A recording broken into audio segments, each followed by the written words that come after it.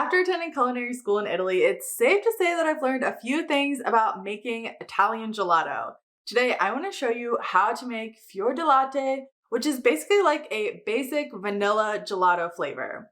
If you ever are traveling in Italy and you stop by a gelato shop, this is a great flavor to test to see how the gelato is and the actual quality of the gelato, since it's a very basic flavor that you can try. If you're not one of the lucky few who are able to visit the over 40,000 gelaterias in Italy, I'm going to teach you today how to make a version of Italian gelato at home. While there are some drawbacks to making gelato at home, like having a weaker home ice cream maker compared to a $20,000 to $30,000 gelato machine, I'm going to do my best to teach you everything I know with the ingredients and the equipment that you have in your home. Now, I will say that there are some specialty ingredients that you will need to buy if you want to make Italian gelato.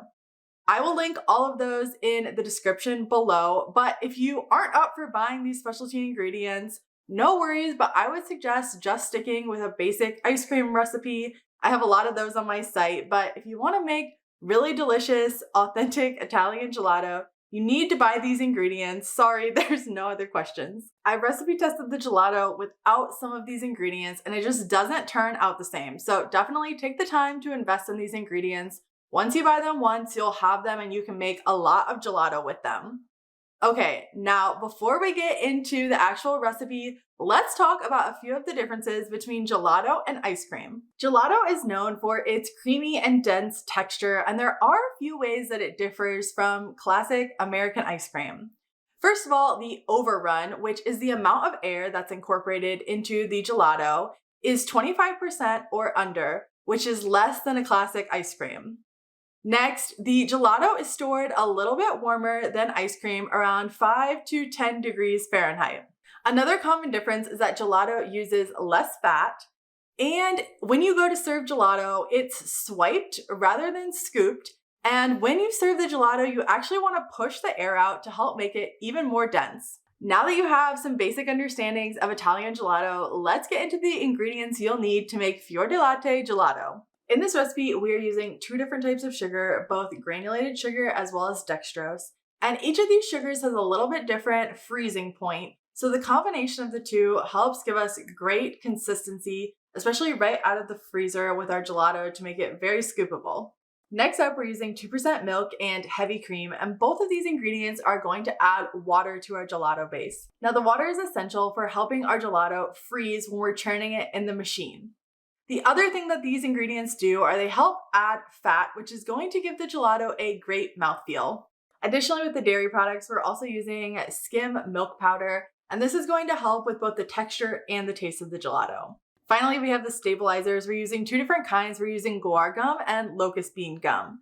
Now, both of these stabilizers help contribute to the texture and giving us a really thick gelato.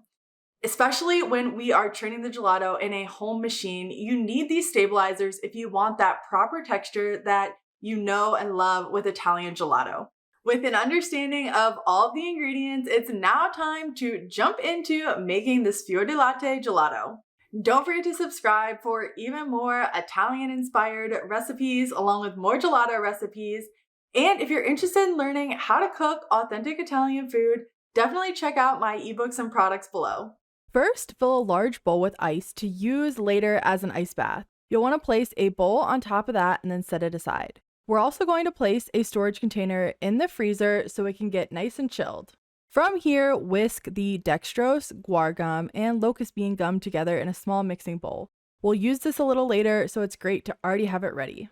Next, add your milk in a heavy bottom saucepan, something that conducts heat well so you can ensure that the milk will not burn when we're cooking it. We'll turn the heat to medium, and then we need to cook the milk until it reaches 105 degrees Fahrenheit or 40 degrees Celsius on an instant read thermometer.